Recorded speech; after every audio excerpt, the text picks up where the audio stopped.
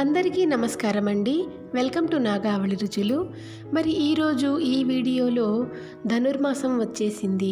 రోజు కూడాను మనం విష్ణు ఆలయాలలో గోదాదేవి పూజలను అలాగే తిరుప్పావైని వింటూ ఉంటాం కదండి. మరి ఈ ధనుర్మాస వ్రతాన్ని ఎలా ఆచరించాలి, ఎటువంటి నైవేద్యాలను స్వామివారికి నివేదన చేయాలి అన్నది సవివరంగా మీతో షేర్ చేసుకోవడానికి మీ ముందుకు వచ్చానండి. మరి అంతకన్నా ముందు ఛానల్ని మీరు కనుక ఫస్ట్ టైం విజిట్ చేస్తున్నట్లయితే, వీడియో కనుక మీకు నచ్చినట్లయితే ప్లీజ్ లైక్, షేర్, కమెంట్ చేయండి. మీరు లైక్ చేయడం వలన ఇటువంటి ఆధ్యాత్మిక విషయాలు చాలా మందికి రీచ్ అయ్యే అవకాశం ఉంటుందండి. అలాగే ఛానల్ని సబ్స్క్రైబ్ చేసుకుని పక్కనే ఉండే బెల్ ఐకాన్ని యాక్టివేట్ చేసుకోండి. వీడియోని చివరి వరకు వాచ్ చేయండి. ఇంకా లేట్ లేకుండా వీడియోలోకి వెళ్ళిపోదాం పదండి. సూర్య భగవానుడు ధనస్సు రాశిలో ప్రవేశించడంతో మొదలై భోగి పండుగ రోజు వరకు సూర్యుడు మకర రాశిలోకి ప్రవేశించేంత వరకు ఉండే మాసం ధనుర్మాసం. వైష్ణవ సాంప్రదాయంలో అత్యంత పవిత్రమైన మాసం ఇది. ఈ మాసమంతా వైష్ణవాలయాల్లో ప్రత్యేక పూజలు చేస్తూ ఉంటారు. అలాగే గోదాదేవి రచించిన తిరుప్పావైని కూడా ఈ మాసం రోజులు పఠిస్తూ ఉంటారు. మరీ ముఖ్యంగా కలియుగ వైకుంఠమైనటువంటి తిరుమల శ్రీ వెంకటేశ్వర స్వామి వారి ఆలయంలో ఈ నెల రోజులు కూడాను సుప్రభాతానికి బదులుగా తిరుప్పావైని పఠిస్తూ ఉంటారు. ప్రత్యక్ష భగవానుడైనటువంటి శ్రీ సూర్య భగవానుడు మేషరాశి మొదలు 12 రాశులలో సంచరిస్తూ ఉంటాడు. ద్వాదశాత్ముడైన ఆదిత్యుడు తన దివ్య యాత్రలో ధనస్సు రాశిలోనికి ప్రవేశిస్తూనే ధనుర్మాసం ప్రారంభమై సూర్యుడు మకర రాశిలోనికి ప్రవేశించేంత వరకు, అంటే మకర సంక్రాంతి పర్వదినం ముందు రోజు అంటే భోగి వరకు ఈ ధనుర్మాసం ఉంటుంది. ఈ నెల రోజుల పాటు ధనుర్మాస వ్రతం ఆచరించాలి. ధనుర్మాసం గురించి మొదట బ్రహ్మదేవుడు స్వయంగా నారద మహర్షికి వివరించినట్లు పురాణ కథనం.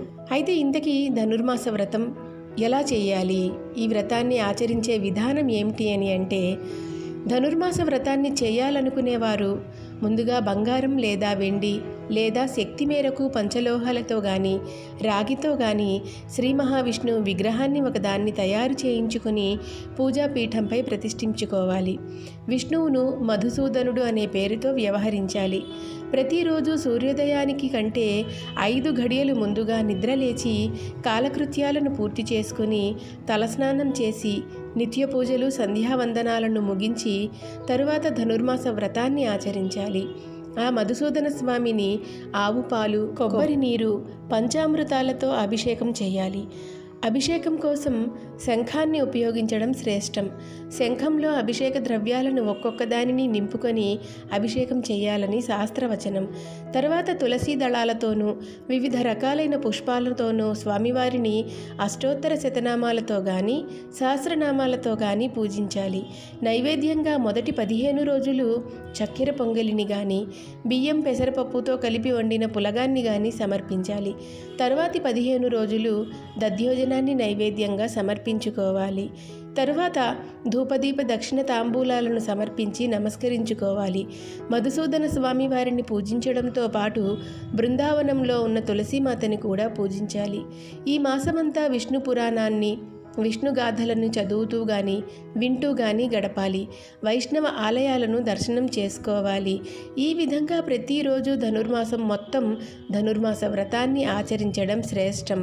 నెల రోజుల పాటు చేయలేని వారు 15 రోజులు కానీ, 15 రోజులు చేయలేని వాళ్ళు 8 రోజులు కానీ, లేదా 6 రోజులు కానీ, లేదా 4 రోజులు కానీ, లేదంటే కనీసం 1 రోజైనా సరే ధనుర్మాస వ్రతాన్ని ఆచరించాలని శాస్త్రవచనం.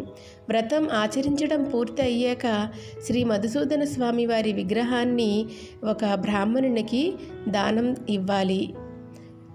ఈ విధంగా ధనుర్మాస వ్రతాన్ని ఆచరించడం వలన కోరిన కోరికలు తీరడంతో పాటు ఇహలోకంలో సౌఖ్యం, పరంలో మోక్షం సిద్ధిస్తుందనేది పురాణ కథనం.